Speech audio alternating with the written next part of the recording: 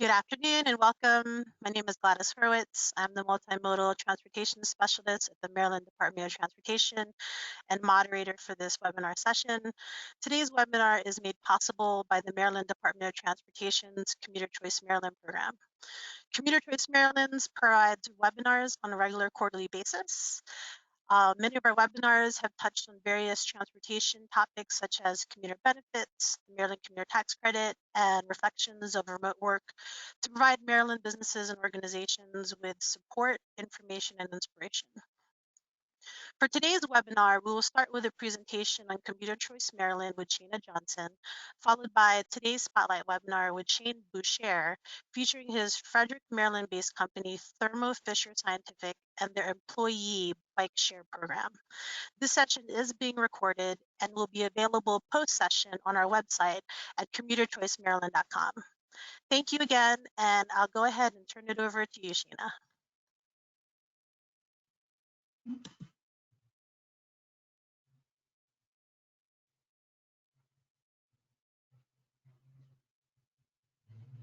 Good afternoon, everyone. My name is Shana Johnson, and I am a part of the support team here at Commuter Choice Maryland. Very excited to talk with all of you today.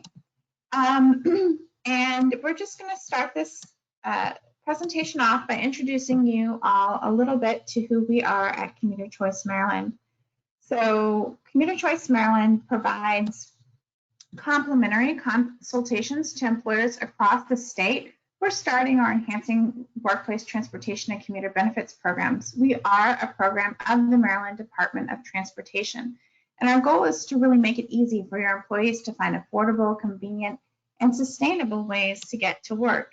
This helps you attract and retain talent, and it also helps your employees with their quality of life and enhancing that as well. And finally, as a free service, we do work with you all directly as employers to design customized transportation plans that are easy for you to administer. Our staff are really dedicated to helping you meet the transportation needs of your workforce.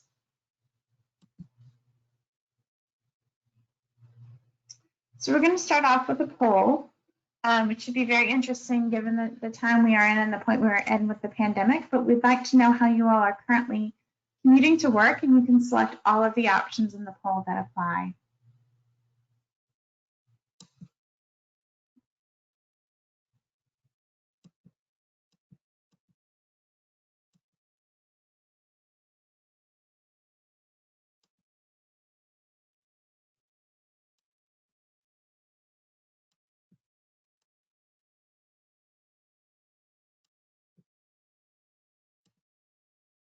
Okay. It looks like majority of people are teleworking and sometimes driving a car.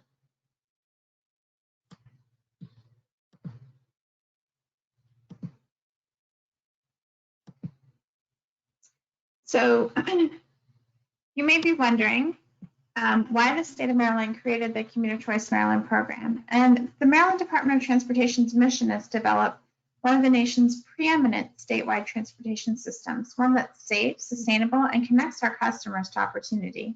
The Commuter Choice Maryland plays a key role in helping to meet this mission by enhancing employer awareness and commuter use of a variety of transportation options, including telework, compressed work weeks, transit, van pools, and ride sharing, as well as commuter benefits programs, and thereby helping to balance transportation demand across Maryland's roads, transit systems, walk, and bikeways throughout the day.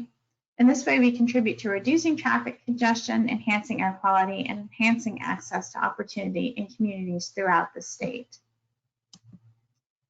And on today's webinar, we are very pleased to announce the launch of our brand new Commuter Choice Maryland Employer Partner Program that seeks to recognize Maryland employers and organizations for their leadership in offering transportation benefits and creative program incentives to their employees. Any business, organization, or public-private entity located in Maryland is eligible to participate in this exciting employer partner program.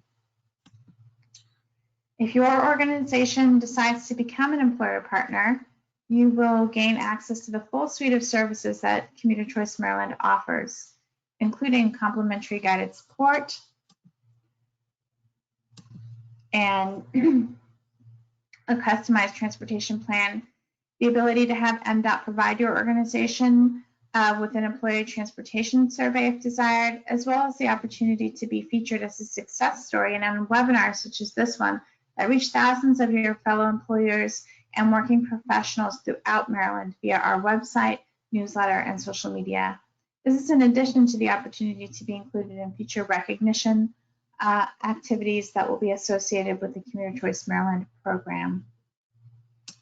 And just to talk a little bit more about each of those benefits, so for our complimentary guided support, once you register to become an employer partner, our expert staff will reach out to you to discuss your current transportation benefits and challenges and how our suite of services can help. We'll also help you in developing permanent telework and compressed workweek plans, accessing regional or employer-specific ride sharing and van pool options, or help you if you'd like to start a commuter benefits program and much more. I think we can advance the next two slides. The next slide.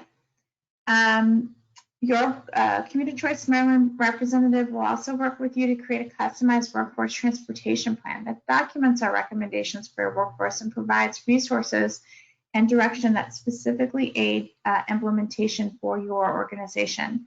As I mentioned earlier, if desired, we can also completely run a employee transportation survey for you, and we provide the analysis of those results. This really aids in helping you determine what types of commuter benefits and amenities will best serve the specific situation and needs of your workers. Among our featured success stories, we have partner employers throughout the state, including the University of Maryland, Yakabad, also in Frederick County, the Live Casino and Hotel, SMECO, AOPA, and Morgan State University. You can read more about what all of these diverse and important Maryland employers have done to support the transportation needs of their workforce on the Commuter Choice Maryland website at commuterchoicemaryland.com. Our webinar spotlights are advertised to over 7,500 businesses and commuters throughout the state. And just for an example, we provided a free resources and a series of reflections on remote work during COVID-19 that had more than 250 individuals from across the state participate. And finally, on recognition, by becoming an employer partner, you're going to have the opportunity not only to be featured on our website and in these various publications and opportunities that we've just mentioned, but you'll also be able to use our Commuter Choice Maryland partner logo on your company website and promote your participation in the employer partner program to potential employees and other stakeholders that you have. What you need to do to become an employer partner, it's very simple. We just ask that you share information that we provide about what types of transportation options are available in your specific area with your employees. Let us know what types of commuter benefits you have today, if any, and then annually agree to reach out and talk to us about what you may have changed in terms of your commuter benefits and see how we can further assist you in going forward in the future. If you want to know how to become an employer partner, it's very easy. You can sign up on our website, which is listed here on the slide, and complete a short registration form, and then you'll have access to all of these benefits that I've just mentioned. And just so you think that that's, just so you don't think that that's all we have, wait, there is more. If you haven't heard of it, there is a commuter choice, a Maryland commuter tax credit that is also accessed via our commuterchoicemaryland.com website. You can see the qualifying commuter benefits on the slide, and the details of how you can access the Maryland commuter tax credit are all listed on the Commuter Choice Maryland website. But it is claiming a tax credit for up to 50% of total eligible cost of commuter benefits offered to your employees for a maximum of $100 per employee per month. And finally, we encourage you to access the resources that are completely publicly available on commuterchoicemaryland.com, and that includes a number of detailed business toolkits that will guide you through the process of everything from establishing a commuter benefits program, working to develop van pooling of ride sharing solutions for your workforce, as well as how to implement telework and much, much more. Especially during this pandemic, Maryland businesses have shared that many were interested in implementing some of these benefits, particularly telework, but didn't know where to start. And so these resources were really developed to aid that process with all of you. And as I mentioned, there's much more on the website. And so finally, we are always here to help. You can reach out to us via our website, via email, or via phone, and we're looking forward to assisting you in the future. And with that, I'm going to hand it over to Shane so he can tell you about their successes at Thermo Fisher Scientific. Thank you. I'm actually going to just really quick introduce our guest speaker, Dr. Shane Boucher. Dr. Boucher is the bike coordinator and verification and validation scientist with a PhD in neuroscience at Thermo Fisher Scientific, with nearly 20 years of research and development industry experience.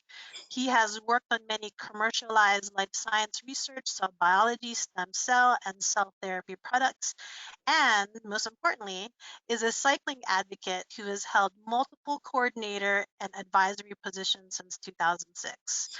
Dr. Boucher, thank you, and I'll turn it over to you. Excellent. Well, thank you very much for that introduction. And just so that we're all on the same page, the way you pronounce my last name is Boucher. It's French. I know it looks weird. It says B-O-U-C-H-E-R, but it's French and you say Boucher. So with that, thank you for attending today's webinar. And what I'm going to do is just kind of give you a little bit of a snippet of the program that we run at Thermo Fisher Scientific. So if we can get to the next slide. So the whole genesis of this particular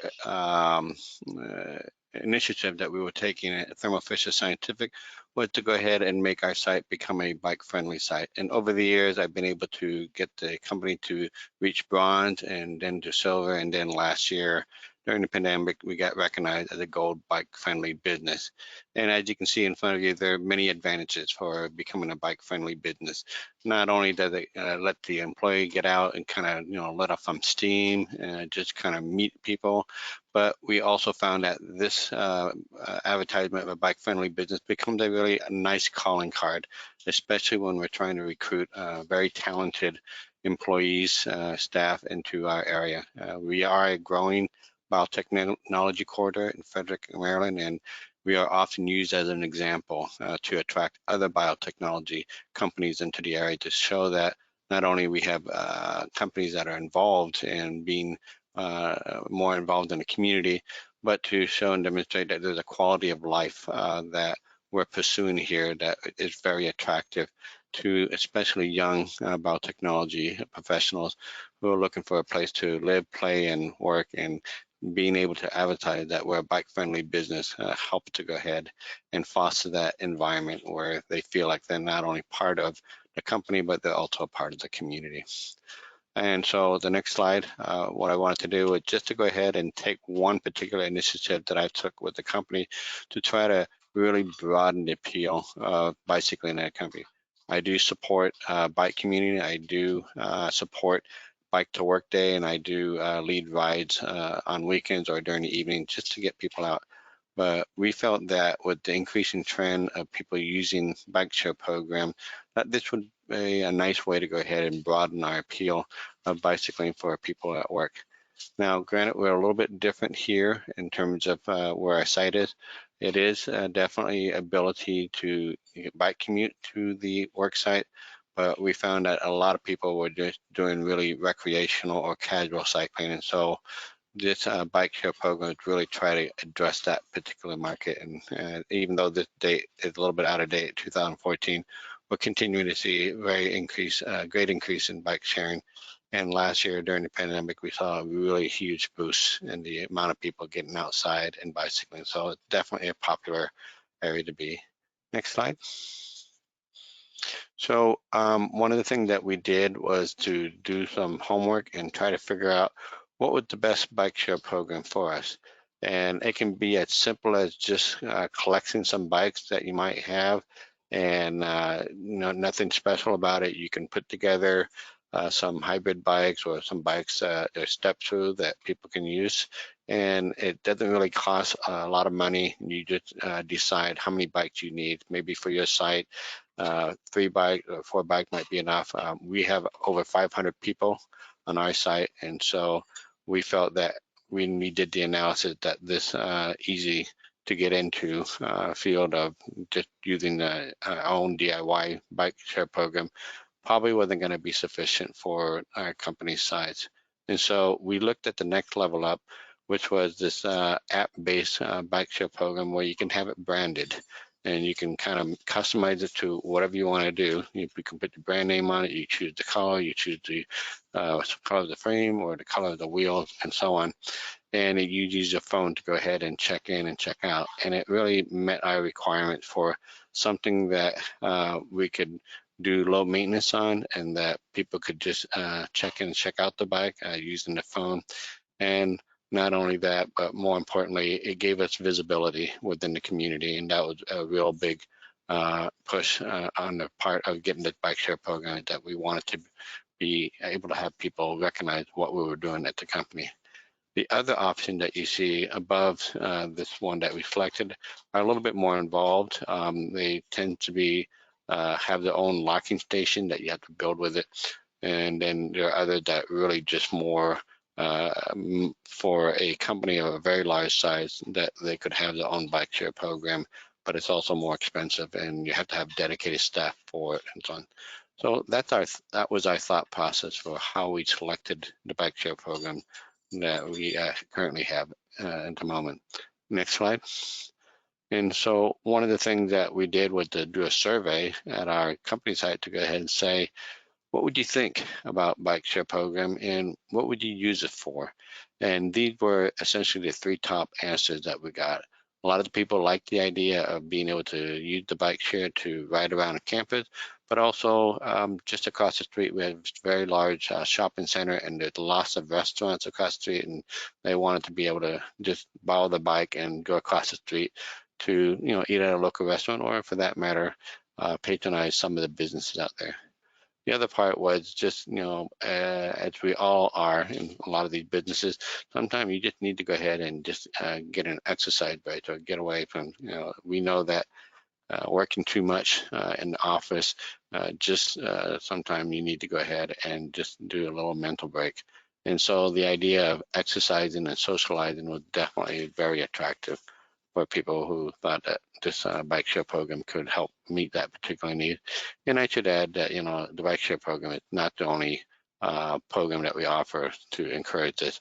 As I said earlier, we do offer rides for people to join us. And just last week, we did a nice ride on the Western Maryland Rail Trail in Hancock, Maryland.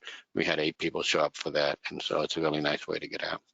And then the last one was really, they needed some incentives to go ahead and not only get practice on riding the bike, but they wanted to go ahead and have some training that goes along with it to help them confidently. And I didn't mention this earlier, but I'm also a certified league cycling instructor. And so I do hold bike education classes, not only for the company, but also within the community. Next slide. And so these are some of the potential uses that you could see for a bike share program at this thing. Some places they have these like tricycles that they use to transport packages between buildings. So if you're a multi-building campus and people are kind of walking back and forth, or they're getting in their car and they're driving, say, 100 yards to go ahead and pick up some packages just to take back to the building, then this is something to consider.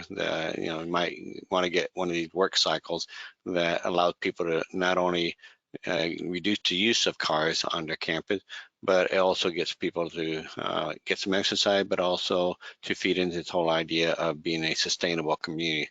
And we're seeing that more and more, especially with our younger employees, that they're looking for us to set the example of becoming a more sustainable, less carbon emissions being produced as part of our workflow at work. Some of the popular things I just going to a local eatery, and we have a bunch of different restaurants that we can go to that's across the street. And I've hosted the round the world lunch ride, and we get a fair number of people joining in just for this nice ride and get away for lunch and get to know each other. And then, of course, this allows a potential social group to go ahead and borrow the bike for own particular needs. So for the women, they can use it to network, and there's a little chocolate shop across the street. So, and sometimes they like to go ahead and do something like that. So as you can see, there's quite a bit of use that one can use for a bike share program. Next slide. And one of the nice things about not only supporting the bike share program, but we've been able to work with local vendors across the street or just next to us, and being able to put up bike racks or to give us discounts or just do things that help us to encourage bicycling. So when our staff get some of these little incentive from the local businesses, it just gives them that little extra boost that they need to get on the bike and just ride and enjoy the restaurant that we have in the area. Next slide. So I'm sure that a lot of you are thinking about, well, it takes a lot of effort, and it may be a barrier, some barriers for you to go ahead and look at setting up a corporate bike share program. And I found that this particular guide was really actually pretty accurate with regard to what it takes to go ahead and put on a successful corporate bike share program. So obviously having support from your senior managers or people on site, it's really important that they get on board, that they think this is something that's worthwhile doing. And then the other part of it is, of course, that you're going to need some money to do the infrastructure about it. So with our kind of bike share program, we had to go ahead and install in bike racks so that they could be locked up when they're not in use. But if you're going with a simple bike share program with only 2 or 3, then you might not have to make as much of an investment into it. We are very fortunate at our site that we do have a manufacturing site, and there's a requirement for having shower facilities and lockers. And so all of our cyclists can use these amenities as part of using our site. It's part of being a bike-friendly site. And so we do have Bike Commuter, and I'm one of them, that ride to work, and we use these infrastructures. The other part of it, and this is the one that a lot of people ask questions about, is how do you deal with the liabilities associated with it? So essentially, we just worked with our lawyers and also operation to define what the liability and risks are, and then how do we manage it. And there are documents out there that gives you a template to work with that kind of gives you a sense of, okay, if we have cyclists needing to wear helmets and that they need to take them training or something like that, then you have a legal structure put in place that allows people to go ahead and check out these bikes, and the company is covered, because these bikes that we have are considered to be company-owned property, and so the use of those property need to fit in with the legal structure for the program. Education is really, really important to go along with it. I think one can't just assume that just providing the bike and they can just get on it and just ride off. For some of these people, it may have been quite a few years since they've been on a bike, and it may be a bit rusty. And so by providing an education program that goes along with the bike share program, that gives them the confidence in not only using the bike, but also to help promote safety, so that when they're using the bike, we've done what we have done to make it safe for them to use the bike and without getting into an incident. And so far, we haven't had any. We've had this program since 2018, and we haven't had any major incidents with the bike share, so it seemed to be working. And then we also found that incentives, it's really, really important. If you want people to go ahead and use the bike, especially for those who don't normally would use it, then providing an incentive like a gift card or some bonus point that they can turn in for prizes or for gifts, that's an important way to go ahead and encourage bicycling within the organization. And I'm not sure, is this the last slide, or one more slide after this? Yes, there is. So This is just a high-level view of our policy guidelines that we use for our bike share program.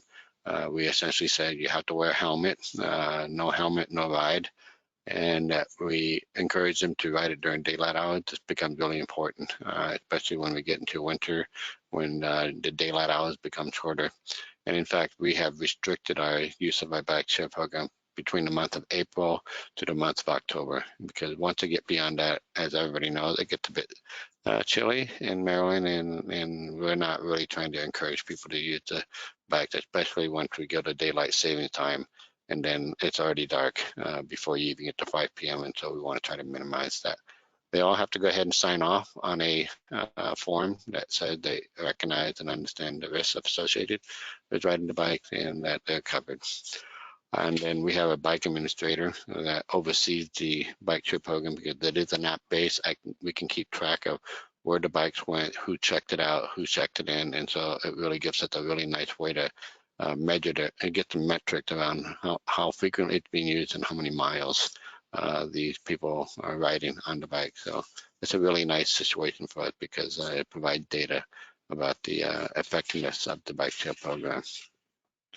And then I think the next slide is there you go. And this is something that was really a high visibility event.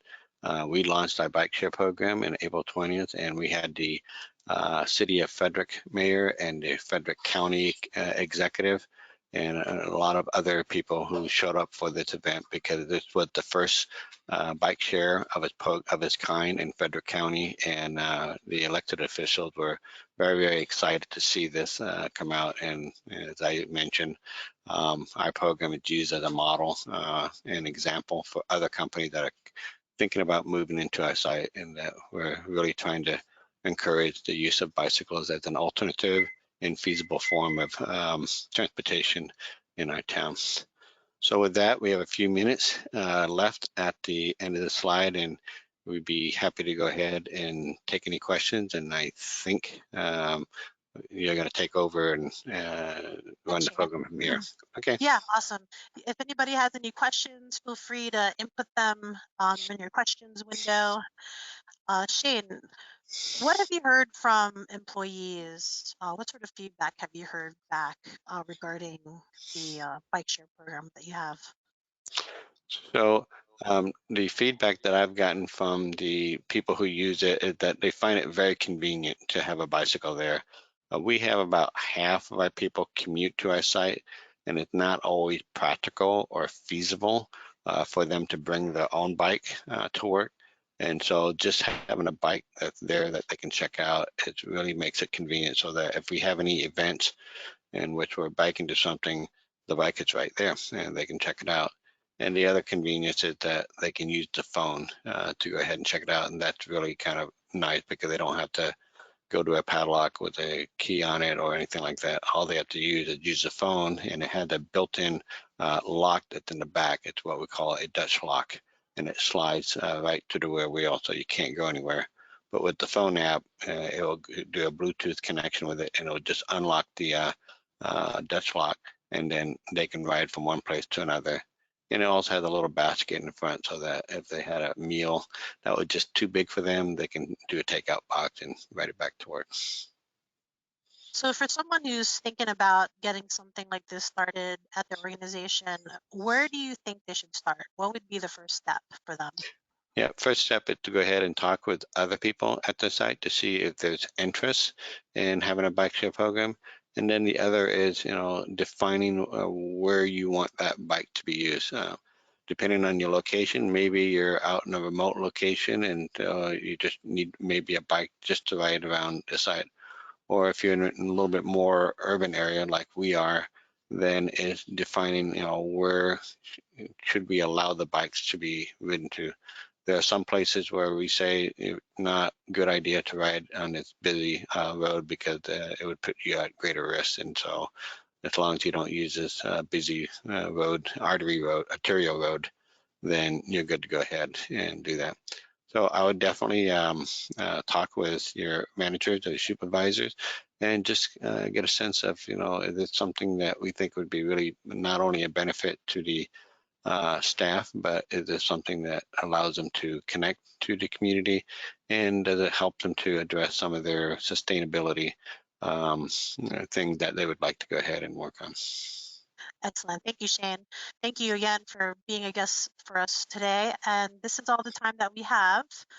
So I'd like to go ahead and thank everybody for attending today's webinar. As always, we are ready to assist you with your commuter needs. Please call or email with any questions. Lastly, please follow us on Facebook and LinkedIn for daily tips and transportation updates. Thank you and have a great rest of your afternoon. Thank you.